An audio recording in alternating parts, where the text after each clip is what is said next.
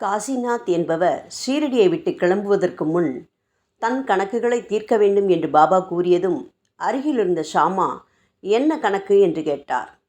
என்னிடம் வருபவர்களுடைய கணக்குகளையெல்லாம் நான் தீர்க்கிறேன், அதுபோல காசிநாத்தும் தீர்க்க வேண்டும்.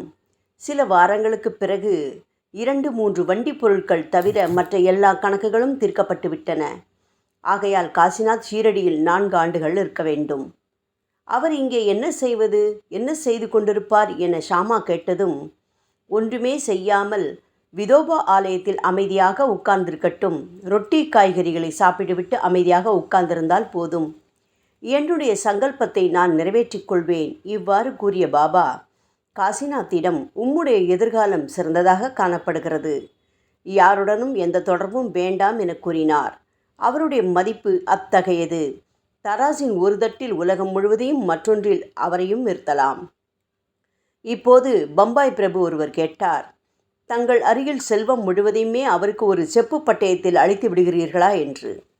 நான் பேசியதுதான், என்னிடமுள்ள எல்லாவற்றையும் அளித்துவிட்டேன் என்றார் பாபா.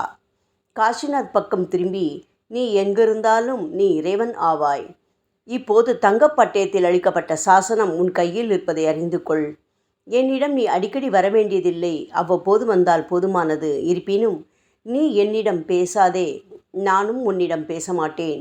4 வருடங்களுக்கு பிறகு உனக்கு சிவபெருமானின் பூரண அருள் கிட்டிவிடும், எல்லாமே உன்னை வந்தடையும். நீ என்னை புரிந்து கொள்ளவில்லை, நான் உன்னை முழுமையாக கண்டுகொண்டு விட்டேன். பல வருடங்களாக உன்னை பற்றி நான் தீவிரமாக சிந்தித்து வருகிறேன். இப்போது நீ எங்கே போக வேண்டும், வரவேண்டும். உன்னால் எதுவும் செய்ய முடியாவிட்டால் அமைதியாக உட்கார்ந்திரு. நானே உன்னுடன் வந்து உனக்கு பயணச்சீட்டு வாங்கி உன்னை ரயில் வண்டியில் பத்திரமாக ஏற்றிவிட்டு நீ போய் சேர வேண்டிய இடத்திற்கு பத்திரமாக போகும்படி செய்கிறேன் என்றார்.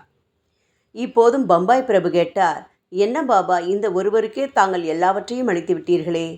ஆம், அவன் எப்படிப்பட்டவனாக இருந்தாலும், நல்லவனோ கெட்டவனோ, அவன் என்னுடையவன். எல்லாம் கொடுக்கப்பட்டு விட்டது.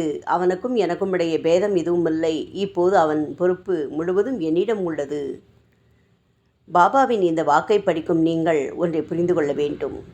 உங்களுக்கும் பாபாவுக்கும் இடையே தீர்க்கப்பட வேண்டிய கடன்கள், முன்ஜென்ம பந்தம் உள்ளது. இது பல நூற்றாண்டுகளாக அல்லது 1000 ஆண்டுகளாகவும் இருக்கலாம். கடன்களால் நமது குடும்பங்கள் பிணைக்கப்பட்டுள்ளன. ஆகவே நம்மிடையே பேதமில்லை என தெளிவாக கூறினார் பாபா. சாய் பக்தராக மாற்றியதன் மூலமும் உங்களை மற்றவர்களுக்கு மேலான நிலையில் வைக்க விரும்புகிறார். தன்னிடம் உள்ள அதீத சக்திகளை உங்களுக்கு கிடைக்கச் செய்ய உள்ளார். அதற்காக உங்களை தேர்வு செய்துள்ளார்.